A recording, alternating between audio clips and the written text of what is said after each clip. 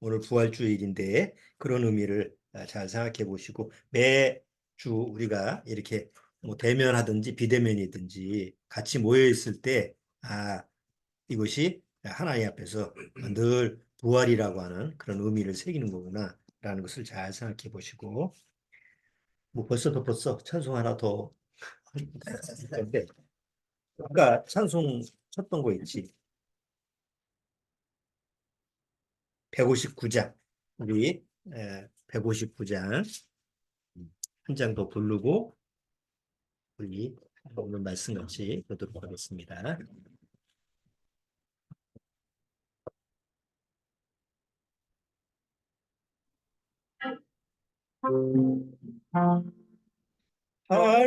할렐루야 우리 예수 부활승 전하셨네 세상 사람 찬양하니 천사와 나도다 구주 예수 바라사 사망 권세 이겼네 구주 예수 바라사 사망 권세 이겼네 할렐루야 우리 예수 왕의 왕이 되시고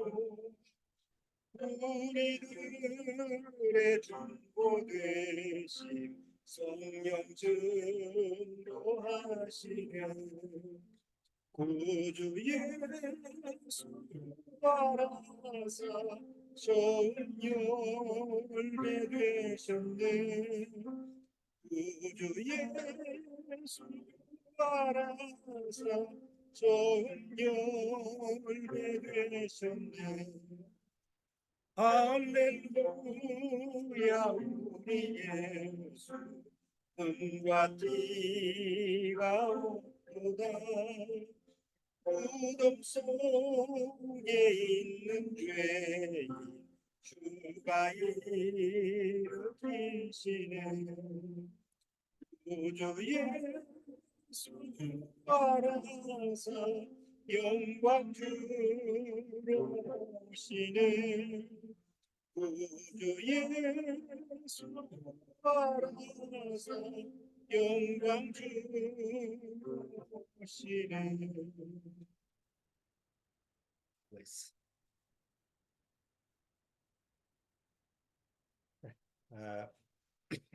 신명기 오늘 1장 신명기 1장 내용을 또 같이 보도록 하겠습니다.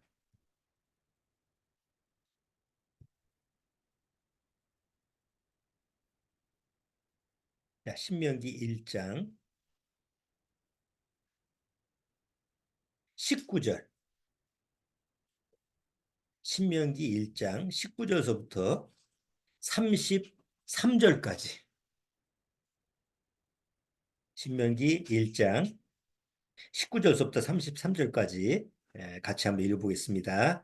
꼭 신명기 1장을 우리가 지금 계속 1장 내용을 몇 편 설교를 통해서 살펴보고 있는데 좀 순종이라는 부분을 우리가 충분히 다루고 신명기를 이렇게 나가야 될 것 같아서 1장에서 지금 머무르고 있어요. 자, 오늘도 1장 내용을 통해서 순종이라는 부분을 같이 한번 살펴보도록 하겠습니다. 19절서부터 33절까지 천천히 같이 한번 읽어보겠습니다. 우리 하나님 여호와께서 우리에게 명하신 대로 우리가 호렙산에서 발행하여 너희의 본바 크고 두려운 광야를 지나 아모리 족속의 산지길로 가데스 바네아에 이른 때 내가 너희에게 이르기를 우리 하나님 여호와께서 우리에게 주신 아모리 족속의 산지에 너희가 이르렀나니 너희 하나님 여호와께서 이 땅을 너희 앞에 두셨은즉 너희 열조의 하나님 여호와께서 너희에게 이르신 대로 올라가서 얻으라 두려워 말라 주저하지 말라 한즉 너희가 다 내 앞으로 나와 말하기를 우리가 사람을 우리 앞서 보내어 우리를 위하여 그 땅을 정탐하고 어느 길로 올라가야 할 곳과 어느 성읍으로 들어가야 할 곳을 우리에게 회복해 하자 하기에 내가 그 말을 선히 여겨 너희 중에서 매 지파에 한 사람씩 12를 택하며 그들이 앞으로 가서 산지에 올라 에스골 골짜기에 이르러 그곳을 정탐하고 그 땅의 과실을 손에 가지고 우리에게로 돌아와서 우리에게 회보하여 이르되 우리의 하나님 여호와께서 우리에게 주시는 땅이 좋더라 하였느니라. 그러나 너희가 올라가기를 즐겨 아니하고 너희 하나님 여호와를 명을 거역하여 장막 중에서 원망하여 이르기를 여호와께서 우리를 미워하시는 고로 아모리 족속의 손에 붙여 멸하시려고 우리를 애굽 땅에서 인도하여 내셨도다. 우리가 어디로 갈고 우리 형제들이 우리도 낙심케 하여 말하기를 그 백성은 우리보다 장대하며 그 성읍은 크고 성곽은 하늘에 닿았으며 우리가 또 거기서 안악 자손을 보았노라 하는도다 하기로 내가 너희에게 말하기를 그들을 무서워 말라 두려워하지 말라 너희 앞서 행하시는 너희의 하나님 여호와께서 애굽에서 너희를 위하여 너희 목전에서 모든 일을 행하신 것 같이 이제도 너희를 위하여 싸우실 것이며 광야에서도 너희가 당하였거니와 사람이 자기 아들을 아는 같이 너희 하나님 여호와께서 너희의 행로 중에 너희를 아느사 이곳까지 이르게 하셨느니라 하나 이 일에 너희가 너희 하나님 여호와를 믿지 아니하였도다. 그는 너희 앞서 행하시며 장막 칠 곳을 찾으시고 밤에는 불로 낮에는 구름으로 너희의 행할 길을 지시하시는 자신이라. 네. 자, 잠깐 기도드리고 말씀 같이 나눠보도록 하죠. 하나님 아버지 감사합니다. 오늘 이렇게 부활주일이라고 해서 같이 모였습니다. 그러나 진정한 부활은 우리가 구원받고 나서 매일매일 주님과 동행하는 삶이 바로 부활의 의미가 되는 줄 압니다. 그래야만이 오늘날 주님의 약속의 때가 되었을 때 우리가 모두 부활할 수 있는 그런 소망이 이루어지는 줄 압니다. 아무쪼록 오늘 말씀을 통해서 과연 누가 부활에 동참하는지 성경을 통해서 그 지혜를 우리에게 새길 수 있도록 주님께서 허락해 주옵소서. 시종을 주님께 부탁드리오며 예수님의 이름으로 기도드리옵나이다. 아멘. 자, 오늘은 부활주일에 맞춰서 순종과 부활이라고 하는 그런 제목으로 같이 한번 내용을 살펴보려고 합니다. 이제 부활이라고 하는 말은 뭐 우리가 교회에 나가는 사람들은 뭐 매년 1년에 행사이기 때문에 큰 행사죠. 뭐 부활주일하면 교회에서는 크리스마스 말고 뭐 추수감사절, 어쩌면 추수감사절보다는 더 큰 행사가 바로 부활주일이에요. 뭐 아이들한테는 뭐 계란도 삶아주고 뭐 여러 가지 뭐 하여튼 잔치 같은 분위기인데 그런 그 큰 기독교의 행사임에도 불구하고 실제로 사람들이 부활에 대해서는 어느 정도 알고 있느냐, 부활에 대한 지식, 진짜 부활에 대해서 어떤 지식을 갖고 있느냐라는 부분에 대해서는 굉장히 의문의 소지가 많아요. 되게 그냥 부활절 하면 그래 죽으면 다 부활하는 거 아니야? 부활의 의미도 잘 모르면서 부활절 하면 그냥 계란 까먹는 거. 계란 어릴 때서부터 주일학교 다니는 애들은 그런 걸 아니까 계란 먹는 날 이제 이런 정도의 지식을 가지고 있지 부활하고 나하고는 아무 상관이 없어요. 근데 특히 우리가 구원받고 나서도 과연 부활이라는 게 뭘까? 뭐 죽으면 그냥 당연히 부활하는 거? 이런 식으로 알고 있는 사람들이 너무 많은 거죠. 어, 부활이라는 단어는 뭐 세상적인 그 뭐 이 드라마나 이런 데에서도 많이 써요. 요새 드라마의 7인의 부활? 이게 새로 뭐 드라마 제목이 7인의 부활이라고 하더라고. 그래서 뭔 부활을 죽었다가 살아나는 게 아니고 뭐 하여튼 뭐 죽을 뻔했다가 살아난 건지 어쨌든 그런 소재를 가지고 드라마 타이틀을 쓰기도 해요. 또 가수들 밴드 이름이 부활이라는 밴드가 있었죠. 뭘 부활을 한다는 건지 하여튼 밴드 이름이 부활이에요. 광고에도 많이 나와요. 광고에도 뭐 자동차 선전에서도 가끔 보면 뭐 부활한 차, 자동차가 뭔 부활을 했을까? 그 옛날 차인데 그걸 다시 이제 새롭게 꾸며서 이렇게 만든 것도 부활의 차다. 또 자동차 중에서 그 일부 특수 목적으로 된 차인데 뭐 이런 공용차라든가 특수 목적으로 사용한 차인데 이제 그게 중고가 돼서 일반으로 넘어간 이런 차를 또 부활차라고 하더라고. 그러니까 부활이라는 단어를 사람들이 생각할 때 이제 그런 개념으로 생각하니까 부활하면 어떻게 생각되는 거예요? 아, 그게 없어질 뻔했다가 다시 이렇게 만드는 거구나. 그러니까 그런 개념으로만 알고 있는 게 부활이라는 생각이에요. 근데 구원받고 나서 부활이라고 하는 것은 상당히 굉장히 의미가 큰 거죠. 또, 세상에서도 가끔 여러분들 뭐 텔레비전에 보면 저런 게 있죠. 관 속에서 들어갔다가 갑자기 막 두들겨가지고, 예, 관 속에, 뭐, 예를 들어서 뭐, 노인분이 돌아가셨, 부모님이 돌아가셨든지 아니면 뭐, 집에서 누가 돌아가셨는데 관에다 넣고 장사 지내려고 하는데 막 안에서 막 두들겨. 그래서 살아나는 뭐 사건, 이런 거 가끔 저 이제, 세상에 이런 일이 이런 식의 제목에 가지고 있는 데서 그렇게 나와요. 그거는 죽은 게 아니고 완전히 죽은 것이 아니라 의학적으로 뭐 좀 가죽음이나 마찬가지예요. 죽은 것 같았는데 실제로는 안 죽은 사람들. 이런 사례들이 많아요. 우리나라 이거 역사 기록에도 보면 그런 뭐 삼국사기나 삼국유사 이런 거 보면 그런 예가 나와요. 아, 죽을 뻔했던 사람인데 죽었다가 장사 지내는데 무덤 속에 넣는데 뭐 그런 사람들이 다시 소리가 나서 보니까 또 살아났더라. 그러니까 그건 실제로 죽은 것이 아니고 뭐 의학적으로 얘기하면 뭐 가사 상태에서 다시 살아난 거다 이렇게 표현을 해요. 그런데 우리가 성경을 보면 예수님이 오셔서 실제로 죽었던 사람을 살렸죠. 예수님이. 뭐 실제적인 사건이에요.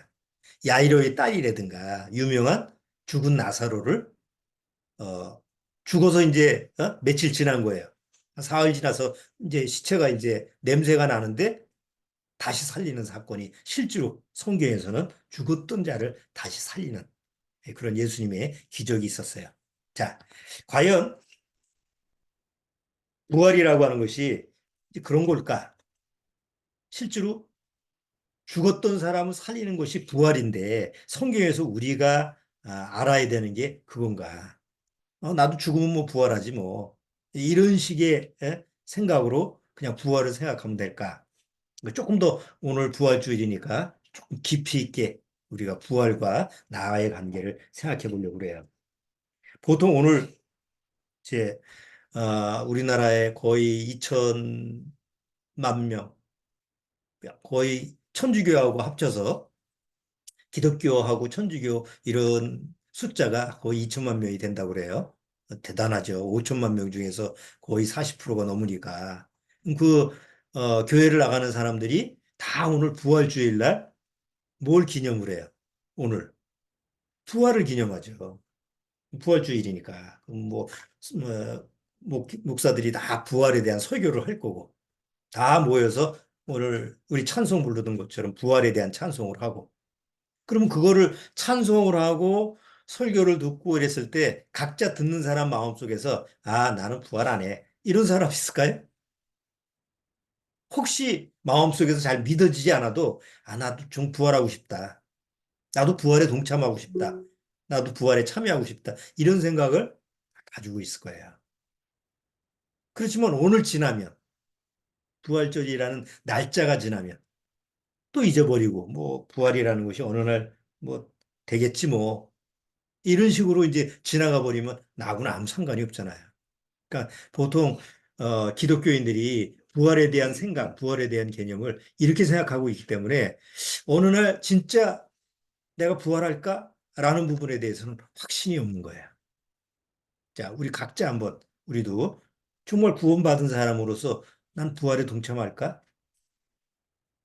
이런 부분이 실제로 하나님과 나하고 관계 속에서 확실하게 말씀으로 이렇게 적용이 돼야 될 것 같아요. 자, 오늘 신명기 1장을 보면 이스라엘 민족의 그 심리 상태가, 마음 상태가 뭐 하나님의 말씀을 철저히 믿지를 못하죠. 우리가 거듭 반복해서 얘기하죠. 이제 40년 광야 생활을 이제 이스라엘 민족이 마치고 이제 가나안 땅에 들어가면 되는데 모세가 다시 회상을 하는 거예요. 너희가 왜 우리가 광야 생활을 40년 동안 했느냐? 바로 하나님 말씀을 순종하지 못해. 불순종해서 그렇다. 가데스 바네아에서 이제 어 가나안 땅까지 약속의 땅까지 가는데 뭐 한 열 하루길이면 가는 길을 갔다가 너희 조상들이 너희 부모들이 하나님 말씀을 믿지 못해서 가라고 그러니까 우리 못 가겠습니다. 그리고 결국 그 불순종한 대가로 40년 동안 뺑뺑이치면서 결국 너희 부모들은 다 죽었지 않느냐. 이걸 다시 회상하면서 신명기를 지금 기록한 거예요. 자, 근데 여기서 이제 오늘 우리가 초점을 맞출 부분이 어디냐면 28절이에요. 28절 아까 읽었던 데 28절 거기 뭐라고 돼 있죠? 우리가 어디로 갈고. 자, 이거 많이 익숙한 내용이에요. 우리가 인생 살아가면서 항상 우리 마음속에서 의문점을 가지고 있는 게 뭐예요? 질문하는 게. 내가 나 자신에 대해서 어떤 질문을 해요? 아, 내가 어디로 가야 되지? 내가 어떤 방향으로 가야 되지? 그렇죠? 뭐, 우리 주원이도 매일같이 하는, 내가 지금 뭐 어떤 방향으로, 공부를 해도 어느 방향으로 가야 되지? 내가 앞으로 진로를 어떻게 결정해야 되지? 그렇잖아요? 우리 박소희도 내가 도대체 어디로 가야 되지? 좋은 곳으로 갔으면 좋겠는데 그건 내가 정하는 게 아니니까. 어? 나중에 나이 늙으면 과연 내가 어디로 가야 되지? 죽어서 천국 가나 지옥 가나? 어? 그러니까 끊임없이 질문하는 게 내가 어디로 갈 거야. 그런데 구원을 받으면 신기하게도 내가 어디로 가지라고 하는 걱정거리가 줄어들어요. 순간순간 우리가 세상을 살아가야 되니까 어떤 할 수 있는, 그런 선택할 수 있는 길이 매일매일 오니까 뭐 이런 질문을 안 할 수가 없는데 전반적으로 나의 인생 전체를 보면서 내가 어디로 가지? 라고 하는 의문점은 없어져요. 왜? 확실한 길이 정해져 있기 때문에. 너는 하나님이 정하신 이 길로 가야 된다. 그건 내가 정한 게 아니라 하나님이 정하신 길이니까. 예수님이 내가 길이요. 라고 그랬지. 난 그 길로 가면 되지. 그러니까 내가 어디로 가야 되지? 이런 말은 모순이죠. 만약에 그 말을 믿는 사람이라고 한다면. 아, 내가 곧 길이요, 진리요, 생명이라고 했으니까 넌 날 쫓으라. 이걸 믿는 사람이야. 하나님이 나한테 갈 길을 정해줬어. 너는 이제 천국길로 가는 거다. 비록 지상에 이 육신을 입고 살지만 이건 나그네 길이지. 목적지는 내가 정해준 이 길이야. 이게 딱 정해져 있다고 한다면, 나는 우리가 어디로 가지? 이런 말은 필요가 없는 거예요. 이 말을 한다라는 건 뭐예요? 불순종하는 마음을 가지고 있는 거죠. 그렇죠? 한번 보세요. 지금 이스라엘 민족은 갈 장소가 정해져 있어요? 안 정해져 있어요? 가나안 땅이 있어요. 어디로 가야 할, 뭐 이런 말이 필요가 없어. 그렇죠? 아니, 한번 생각을 해보세요. 이스라엘이 지금 이 얘기하는 걸 보세요. 하나님이 약속했던 가나안 땅을 하나님이 주저하지 말고 가라라고 하니까 뭐라고 그래요? 우리 가는 건 좋은데요. 좀 한번 어느 길로 가야지 좋을지 또 한번 좀 알아봤으면 좋겠어요. 여기서 하나님이 마지못해서 허락을 했죠. 그래서 12명이 갔다 온 거예요. 아니, 갔다 왔으면 목적지가 정해졌고 확인도 한 거 아니에요. 그러면 이제 뭐예요? 가면 되는 거예요. 그런데 여기서 우리가 어디로 갈 거라고 하는 말은 뭐예요? 마치 목적지가 없는 사람처럼 얘기하는 거예요. 아니, 어디로 가긴 하나님이 정해준 그곳으로 가면 되지. 그런데 이미 마음속에서 거긴 못 가. 거기 가면 우린 다 죽어. 이런 마음으로 딱 마음속에서 벽을 딱 쌓아놨으니까 불신앙의 벽을 딱 쌓으니까 갈 수가 없는 거야. 자, 한번 보세요. 부활이라고 하는 것은 이 육체가 아니고 하나님이 정해주신 새로운 육체, 새로운 부활체를 가지고 이제 어디로 가는 거예요? 하나님이 정한 천국으로 가는 거예요. 천국을 가기 위해서 부활체가 필요한 거죠. 그냥 괜히 죽으면 부활하는 게 아니고 하나님이 정한 그 장소에 가기 위해서 필요한 요소가 바로 부활체예요. 그래서 부활을 하나님이 부활시켜 주는 거예요. 그냥 죽어서 무덤에 가 있다고 한다면 부활할 필요가 없죠. 무덤 속에 있는데 뭘 몸이 바뀌겠어. 바뀔 필요가 없지. 그런데 하나님이 약속한 천국이라고 하는 데는 지금의 이 육체를 가지고는 못 가기 때문에 바로 하나님이 사시는 하나님이 함께 살 수 있는 그 공간에 가기 위해서 거기에 맞는 체질을 거기에 맞는 그 형체를 하나님이 주신다고 약속했기 때문에 그 약속된 대로 부활을 시켜주는 거예요. 근데 나는 어디로 가지? 만약에 이스라엘 민족처럼 지금 여기서 가나안 땅을 앞두고 나는 어디로 가야 되지? 라고 하는 사람이라고 한다면 뭐예요? 이미 하나님이 정한 장소를 믿는 거예요, 못 믿는 거예요? 못 믿는 거죠. 그러니까 그런 마음의 자세라고 한다면 절대로 천국을 갈 수가 없는 거예요. 그런데 구원받은 사람은 이미 하나님이 약속의 그 장소가 딱 정해져 있고 또 거기에 갈 수 있는 믿음의 자세가 되기 때문에 언제라도 부르면 난 가. 가면 돼. 그렇기 때문에 하나님의 때가 되면 내가 변화되는 게 아니라 하나님이 약속대로 나를 변화시켜서 이제 천국에 가시게 하는 거죠. 그게 이제 우리한테 적용되는 부활이라는 거예요. 자, 근데 부활에 동참하는 사람의 공통적인 특성이 뭐냐면 하나님 말씀에 이해하는 사람이 부활에 동참해요. 근데 이스라엘 민족은 습관적으로 하나님 앞에서 항상 어떤 모습을 취했어요? 이스라엘 민족은 하나님이 너 이렇게 하라, 저렇게 하라 그러면 이스라엘 민족은 항상 어떤 말을 했죠? 안 해? 이스라엘 민족의 이 성경 우리가 쭉 보게 되면 처음서부터 안 해. 이러질 않았어요. 이스라엘 민족은 처음서부터 이해했어요. 하나님이 율법을 주셨어요. 그때 다 지키겠습니다. 그러죠? 그 다음에 뭐예요? 못 지켜요. 또 가라 그러면 안 가요. 이러질 않았어요. 네 했어요. 그 다음에 안 가요. 이스라엘 구약의 역사를 계속 보면 이사야나 예레미야서나 이렇게 보면 이스라엘 민족이 이제 그 하나님의 그 심판을 받고 나서 이방 족속한테 이제 하나님이 이스라엘 민족을 바벨론 포로로 가라 그러잖아요. 일부러. 그럼 가라 그러면 이스라엘 민족이 왜? 네. 뭐 하나님이 말씀하시든 뭔 얘기를 하든 다 순종하겠습니다. 이해했어요. 그리고 나중에 하나님이 예를 들어서 이제 예레미야를 통해서 야, 너 애굽으로 가라. 예레미야 애굽으로 가지 말고 저 바벨론으로 가라 그랬어. 그러니까 이스라엘 민족이 이해했던 이스라엘 민족이 펄펄 뛰면서 하나님이 언제 그렇게 얘기하더냐 이 나쁜 놈아. 어? 애굽으로 가라 그랬지. 거짓 선자의 말을 듣고 애굽으로 몰려가는 거예요. 애굽은 세상의 모형이잖아요. 그러니까 이스라엘 역사를 보면 항상 처음에는 예하다가 나중에 보면 아니에요. 자, 그런데 이방인들은 우리 같은 이방인들은 처음부터 뭐 했어요? 하나님 믿어라. 예? 싫어요. 하나님 같은 거 없어요. 이슬람 민족은 아니죠.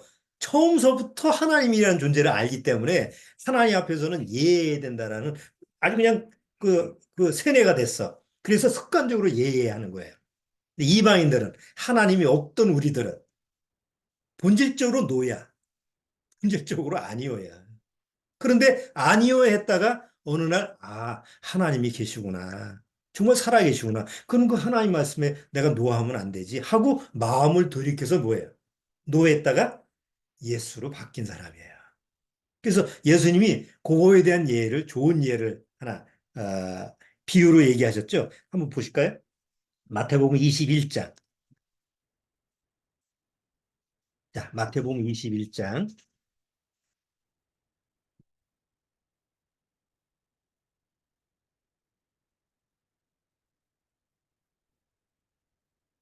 자, 마태복음 21장.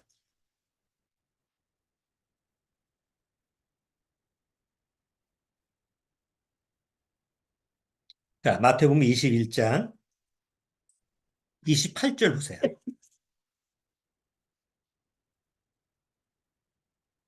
자, 마태복음 21장 28절 같이 한번 읽어볼까요? 그러나 너희 생각에는 어떠하뇨? 한 사람이 두 아들이 있는데 맏아들에게 가서 이르되 예 오늘 포도원에 가서 일하라 하니 대답하여 가로되 아버지여 가겠소이다 하더니 가지 아니하고 둘째 아들에게 가서 또 이같이 말하니 대답하여 가로되 실소이다 하더니 그 후에 뉘우치고 갔으니 그 둘 중에 누가 아비의 뜻대로 하였느뇨? 가로되 둘째 아들이니이다. 자, 여기 첫째 아들은 뭐예요? 첫째 아들은 여러분 탕자의 비유 잘 아시죠? 탕자의 비유의 첫째 아들, 맏아들은 뭐 하는 사람이에요? 아주 순종을 잘하는 사람이에요. 뭐,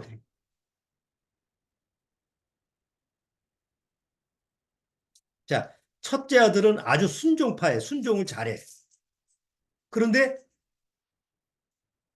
그것이 순종이 아니에요. 둘째 아들은 처음서부터 탕자처럼 말을 안 들어. 그런데 나중에 뉘우치고 순종을 하는 그런 모습을 보여줘요. 자, 여기 첫째 아들과 둘째 아들을 우리가 첫째 아들은 이스라엘 민족으로 볼 수 있고 둘째 아들은 이방인인 우리하고 연관시킬 수 있어요. 자, 이스라엘 민족은 처음에는 예하다가 나중에 가서 노했어요. 그래서 결국 나중에는 하나님의 아들 예수 그리스도를 십자가에 내줘서 죽게까지 했어요. 그리고 지금까지 뭐예요? 계속. 지금까지 노예요. 성경 전체적인 역사적인 모습을 보면 이스라엘 민족은 하나님이 택한 민족이잖아요. 아브라함 때서부터. 그때서부터 뭐예요? 하나님 앞에서 항상 예예요. 그러니까 예로 시작하다가 예수로 시작하다가 계속 끝은 노야. 그래서 하나님의 재앙, 심판, 저주 그 역사가 지금까지 진행되는 거예요. 그런데 하나님의 계획표 속에서는 뭐가 돼 있어요? 예스 하고 있다가 노에서 하나님의 심판과 그 고통을 받다가 어느 날 뉘우쳐서 다시 뭘로 돌아가요? 예수로 돌아갈 때가 이스라엘 민족한테는 약속이 돼 있어요. 자, 이방인은 계속 처음부터 노예야. 그래서 암흑의 자식이고 그 어두운 세상 속에서 고통을 받다가 어느 날 하나님의 은혜로 말미암아 돌이켜서 아, 우리가 하나님을 몰랐었구나. 하나님의 아들을 이렇게 보내주셔서 우리까지 구원의 길을 열어주셨구나. 라는 복음을 듣고 나서 노에다가 뭘로 바뀌었어요? 예수로 바뀐 사람이에요. 그리고 예스가 그 다음부터는 어떻게 가야 돼요? 계속 예수로 가야지 다시 노로 가면 안 돼. 노했던 사람이 이제 하나님 앞에서 은혜로 예스가 되기 때문에 그 다음부터 뭐가 돼요? 항상 하나님 앞에서는 예스가 돼야죠. 그게 결말이에요. 더 이상 이방인한테는 다시 노로 갔다가 다시 예스 갔다 이런 게 없어요. 근데 유대인은 뭐예요? 예스 했다가 노아, 노아한 바람에 결국 하나님의 그 저주와 그 하나님의 심판을 받고 그건 정신 차리고 정신 차리라고 하나님이 회초리를 때리는 거잖아요. 그러고 나서 어느 날 돌이키는 하나님 앞에 다시 이해할 수 있는 그런 약속이 남아있는 사람들. 이스라엘 민족은 아직도 부활에 대해서 그냥 옛날 사두개인처럼 부활을 안 믿는 사람들. 지금 유대인들, 이스라엘 민족의 거의 90%가 부활이라고 하는 개념이 없대요. 정통파 유대인들도 부활하면, 아, 그건 뭐 나중에 죽으면 뭐 어느 날 부활되겠지. 우리 아까 얘기한 것처럼 일반 구원받지 못한 사람이 생각하는 그런 개념으로 있어요. 근데 어느 날 다시 노했던 사람들을 하나님이 예수로 바꿨을 때 그들은 진짜 아, 하나님이 우리한테 주시는 부활이라는 게 뭐냐라는 것을 진짜 깨닫게 되겠죠. 이게 진짜 부활이라고 하는 것을 제대로 깨닫는 사람은 지금 이방인들 중에서 우리처럼 구원받은 사람들이 진짜 의미를 깨달을 수가 있는 거예요. 자, 오늘 이제 좀 한번 다뤄보고 싶은 게 뭐냐면 예수님이 십자가에 죽고 부활하셨잖아요.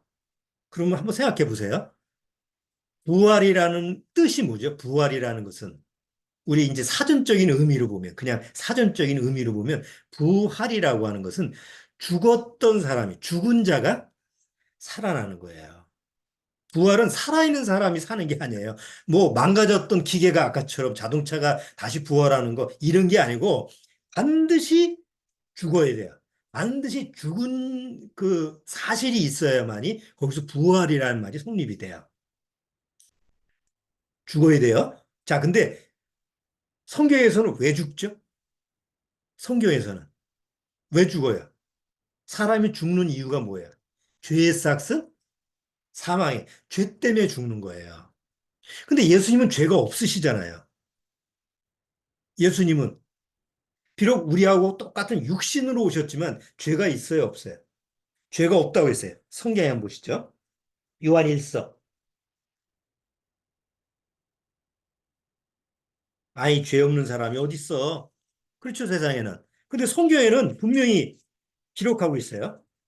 요한 1서 3장 5절. 요한 1서 3장 5절.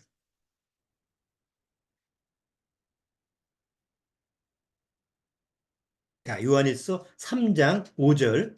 같이 읽어보죠. 요한 1서 3장 5절. 그가 우리 죄를 없이 하려고 나타나신 바 된 것은 너희가 아나니 그에게는 죄가 없느니라. 성경에서 아주 정확하게 예수님은 죄가 없다고 돼 있어요. 또 베드로전서 한번 볼까요? 베드로전서 2장. 그 앞에 쭉 보시면 베드로전서 2장 22절.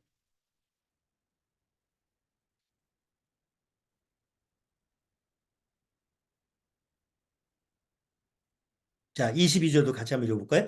저는 죄를 범치 아니하시고 그 입에 괴사도 없으시며 우리는 뭐 습관적으로 입만 벌리면 또 거짓말이 나오고 욕도 나오잖아요. 근데 예수님은 입에서 그 속이는 말이나 어떤 죄도 범하지 않았다라고 성경은 기록하고 있어요. 자, 그러면 예수님은 죄가 없죠. 죄가 없으면 예수님은 사실 죽을 필요가 없잖아요.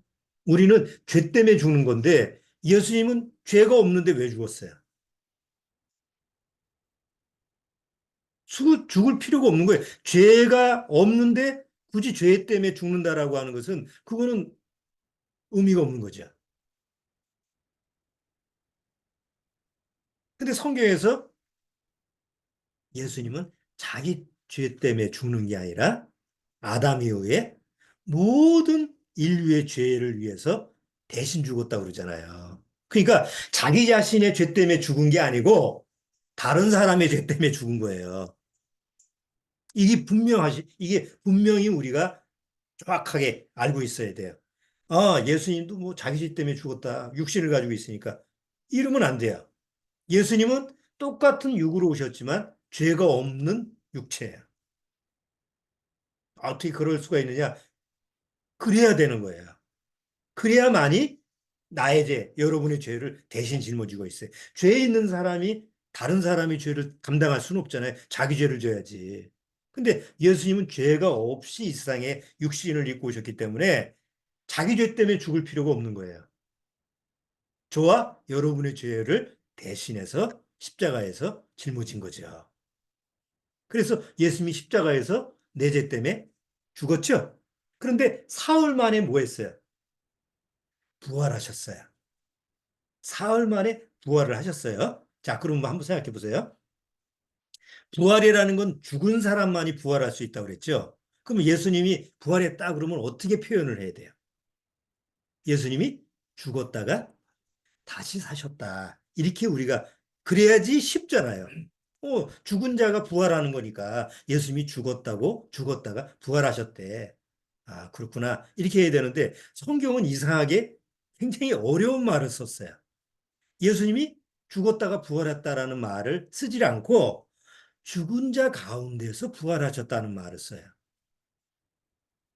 내가 죽었다가 다시 부활했다라는 말하고 죽은 자 가운데서 부활했다는 말은 전혀 다른 말이에요. 자, 내가 죽었는데 부활했어. 이거는 단수예요. 나는 개인이니까. 그렇죠? 그런데 죽은 자들 가운데서 부활했다라는 건 복수예요. 그러니까 전혀 다른 말이라는 거죠. 자, 이제 한번 보세요. 마태복음.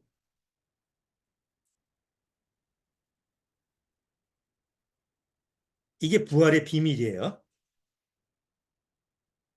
마태복음 17장 9절 보세요.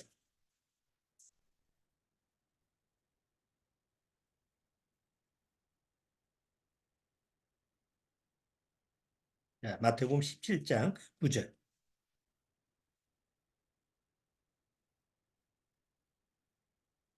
자, 마태복음 17장 9절. 같이 읽어볼게요. 저희가 산에서 내려올 때 예수께서 명하에 가랐을 때 인자가 죽은 자 가운데서 살아나기 전에는 본 곳을 아무에게도 이르지 말라 하시니 제자들이 묻자 가로되 그러면 어찌하여 서기관들이 엘리야가 먼저 와야 하리라 하니라 이렇게 쭉 이렇게 얘기가 나오는데 예수님이 그들한테 뭐라고 해요? 내가 죽었다가 다시 살 거야 이런 얘기를 한 게 아니에요. 죽은 자 가운데서 다시 산다라는 말을 해요. 자, 마태복음 한번 28장도 보세요. 자, 마태복음 28장 성경을 순서대로 쭉 보니까 마태복음 28장 7절.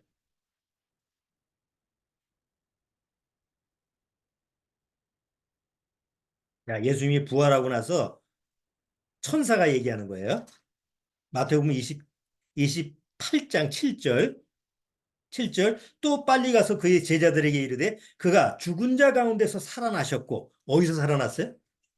죽은 자 가운데서 여기서 복수예요. 죽은 자라는 것이 죽은 자들이에요. 죽은 자 가운데서 살아나셨다. 자, 마가복음 9장. 그 다음 장 마가복음 9장 9절. 자, 마가복음 9장 9절.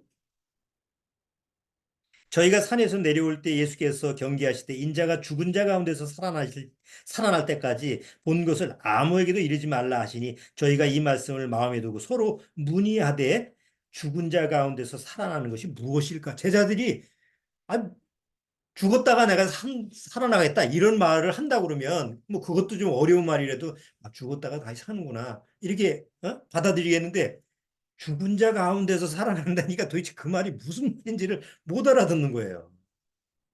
그렇죠? 잠깐만요.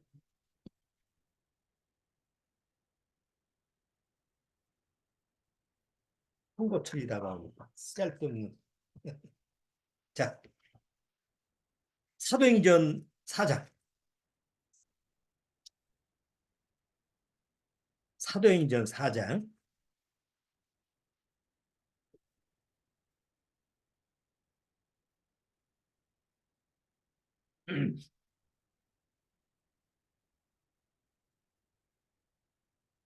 자, 사도들이 무엇을 전했느냐? 복음 전도를 할 때 뭘 전했느냐? 잘 보세요. 4장 1절. 사도들이 백성에게 말할 때 제사장들과 성전 맡은 자와 사두개인들이 이르러 백성을 가르침과 예수를 들어 죽은 자 가운데서 부활하는 도 전함을 싫어하여 그냥 죽은 자가 부활한다. 이거를 전도한 게 아니고 뭐예요? 죽은 자 가운데서 부활을 하는 거를 전했는데 그걸 싫어했다는 거예요. 도대체 죽은 자 가운데서 살아나는 게 뭘까요? 우리가 그냥 단순히 아 죽었다가 다시 사는 게 부활이야. 그러면 간단한 얘기인데 왜 굳이 성경에는 복잡하게 죽은 자 가운데서 살아났다라고 표현을 했을까? 부활이라는 것을. 로마서 8장. 자, 로마서 8장.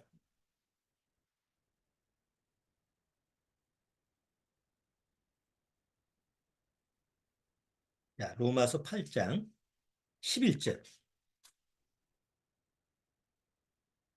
자, 로마서 8장 11절. 8장 11절 같이 읽어보죠. 예수를 죽은 자 가운데서 살리신 이의 영이 너희 안에 거하시면 그리스도 예수를 죽은 자 가운데서 살리신 이가 너희 안에 거하시는 그의 영으로 말미암아 너희 죽을 몸도 살리시리라.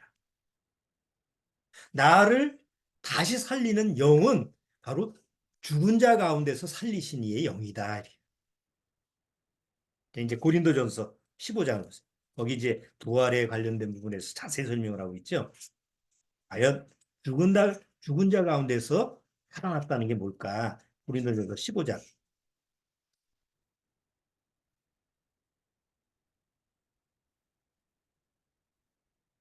자, 15장 20절 보세요. 고린도전서 15장 20절. 자, 같이 한번 읽어보겠습니다. 그러나 이제 그리스도께서 죽은 자 가운데서 다시 살아 잠자는 자들의 첫 열매가 되셨도다. 예수님은 부활의 첫 열매죠. 자, 그러면 여기서 죽은 자 가운데서 다시 살았다라고 하는 그 죽은 자들은 누굴까요? 죽은 자 가운데가 예수님은 아니잖아요. 예? 만약 예수님이라고 한다면 단수로 그냥 예수님 자신이 죽었다가 부활했다고 해야 되는데 여기서 복수니까 예수님이 아닌 다른 사람들을 얘기하잖아요. 그렇죠? 자, 그러면 하나님 편에서 봤을 때, 하나님 편에서 봤을 때 하나님이 부활시키는 사람은 누구였어요? 하나님 앞에서 부활시켜야 될 사람들은. 죽음은 부활하고 죽음은 바로바로 그렇게 부활된 게 아니죠. 여러분, 우리도 지금 죽으면 바로 부활하나요? 아니죠. 부활의 시점이 있어요. 때가 있어요. 아무 때나 부활하는 게 아니고. 부활이라고 하는 것은 새로운 육체로 변하는 거잖아요. 근데 여기 한번 보세요. 고린도전서 15장 50절. 자, 15장 50절. 15장 50절. 형제들아 내가 이것을 말하노니 혈과 육은 하나님 나라 유업으로 받을 수 없고 또한 썩은 것은 썩지 아니하는 것을 유업으로 하지 못하느니라. 보라 내가 너희에게 비밀을 말하노니 자, 비밀을 얘기한다고 그랬어요. 우리가 다 잠잘 것이 아니요 마지막 나판에 순식간에 호련히 다 변화하리니. 다 부활하고 변하는데 언제? 언제? 마지막 나팔에. 그러니까 마지막 나팔이 불기 전까지는 부활이라고 하는 것이 실제로 이루어지질 않는 거예요. 우리가 개인적으로 죽어도 그냥 부활의 육체가 없이 이미 죽은 우리 먼저 가는 우리 성도들이 있잖아. 우리 식구들 중에서도. 그러면 그들은 다 낙원이라는 데 있는 거예요. 부활체가 있는 게 아니고 영이. 그런데 어느 날 때가 되면 마지막 나팔에 먼저 죽은 사람들 뿐만 아니라 우리처럼 아직 죽지 않은 사람들조차도 그날이 되면 순식간에 약속대로 부활체를 입는 때가 온단 말이에요. 그런데 2000년 전에 예수님이 오셨을 때 예수님이 오셔가지고 부활이라고 하는 것이 실제로 야이로의 딸이나 아니면 죽은 나사로나 부활한 사람이 실제로 있었잖아요.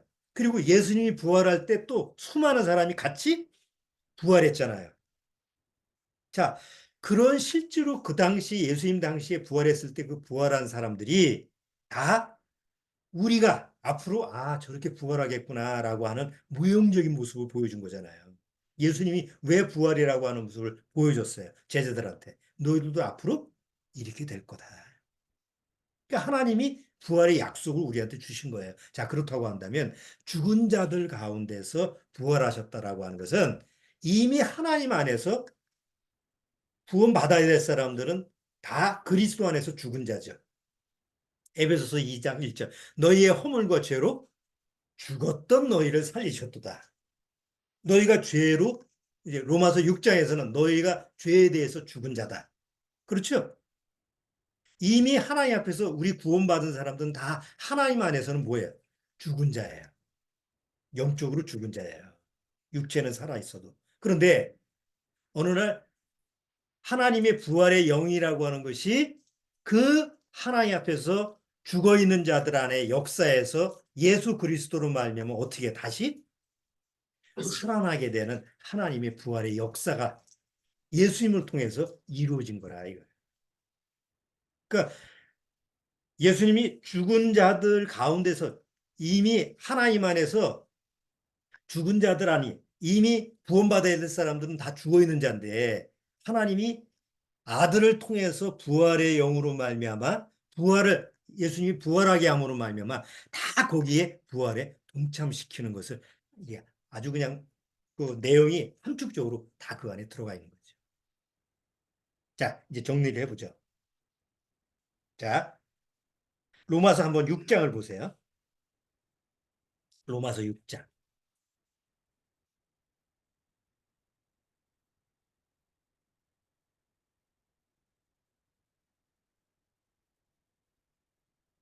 자, 로마서 6장 1절. 로마서 6장이 죽은 자들 가운데 속에서 다시 예수님께서 살아나신 것에 그 내용을 담고 있는 게 로마서 6장이에요. 자, 그런즉 우리가 무슨 말 하리요? 은혜를 더하게 하려고 죄에 거하겠느냐? 그럴 수 없느니라. 죄에 대하여 죽은 우리가 어찌 그 가운데 더 살리요? 죄에 대해서 우리는 뭐예요? 죄에 대해서 죽었어요. 자, 구원받은 사람은 어디에 대해서 죽었어요? 죄에 대해서 죽었어요. 그렇죠? 자, 그런데 죄에 대해서 죽고 끝나면 안 되잖아요. 죄에 대해서 죽은 우리가 어찌 그 가운데도 살리요. 무릇 그리스도 예수와 합하여 세례를 받은 우리는 그의 죽으심과 합하여 세례받은 줄을 알지 못하느냐. 그러므로 우리가 그의 죽으심과 합하여 세례를 받음으로 그와 함께 장사되었나니 이는 아버지의 영광으로 말미암아 그리스도를 죽은 자 가운데서 살리신 것 같이 그리스도를 뭐예요? 죽은 자 가운데서 살리신 것 같이 우리로 또한 새 생명 가운데서 행하게 하려 함이니라. 하나님 앞에서 다 죽어 있는 자인데 예수님이 오셔서 우리를 살리기 위해서 우리의 죄를 대신 짊어지고 십자가의 죽음을 말미암아 예수님이 죽을 때 누가 같이 죽었어요? 나도 같이 죽었어요. 그러면 죽은 자 가운데 있는 거죠? 죽은 자 가운데 예수님이 들어오셨으니까 그 죽은 자 가운데 예수님이 들어오신 거잖아요. 그리고 거기서 죄 때문에 죽은 자들을 위해서 대신 죄를 짊어지셨기 때문에 우리는 내 죄를 짊어질 필요가 없어요. 예수님한테 다 전가했으니까. 그리고 예수님이 죽으심으로 말미암아 나도 함께 죽은 것으로 하나님이 인정을 했어요. 자, 근데 거기서 끝난 게 아니라 예수님을 죽은 자 가운데서 뭐예요? 살리셨어요. 누구도 같이 살린 거예요. 죽은 자 가운데 그 죽은 자들 안에 나도 있는데 그 죽은 자들을 위해서 예수님이 십자가에 죽고 다시 살았을 때 나도 같이 살았다 이거예요. 그게 로마서 6장에서 전체적으로 지금 나한테 설명을 해주는 거예요. 자, 보세요. 5절. 만일 우리가 그의 죽으심을 본받아 연합한 자가 되었으면 죽은 자가 되었으면 또한 그의 부활을 본받아 연합한 자가 되리라.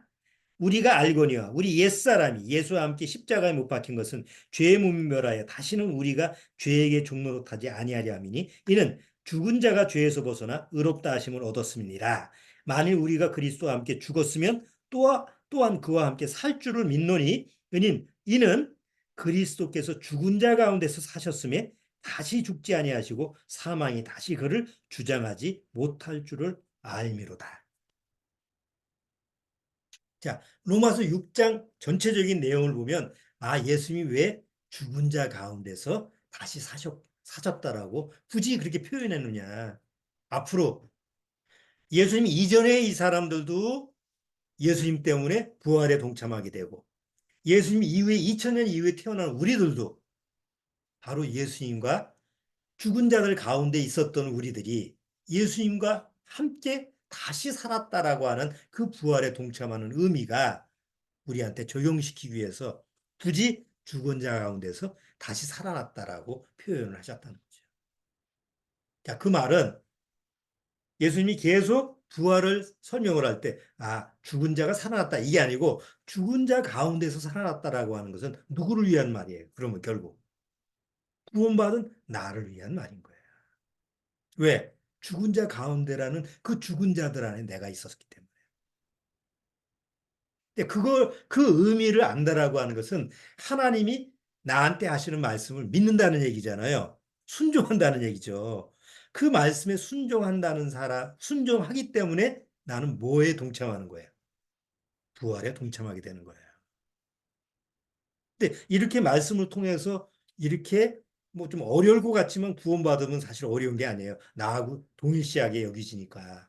이렇게 해서 적용이 되면 아, 내가 부활할까? 안 할까? 이런 의심의 여지가 없죠. 뭐 내가 어디로 가야 되지? 이렇게 할 필요가 없어요. 그냥 순종하면 말씀이 그대로 적용된 거니까.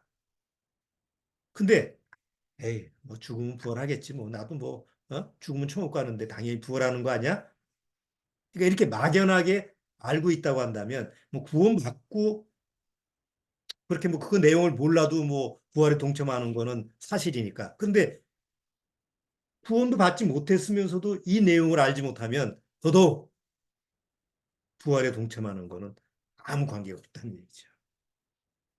자, 오늘 조금 시간이 좀 많이 지났는데 오늘 순종과 부활이라고 하는 부분을 조금 다뤄봤는데 여러분 로마서 6장을 다시 한번 집에서 6장을 찬찬히 한번 읽어보세요.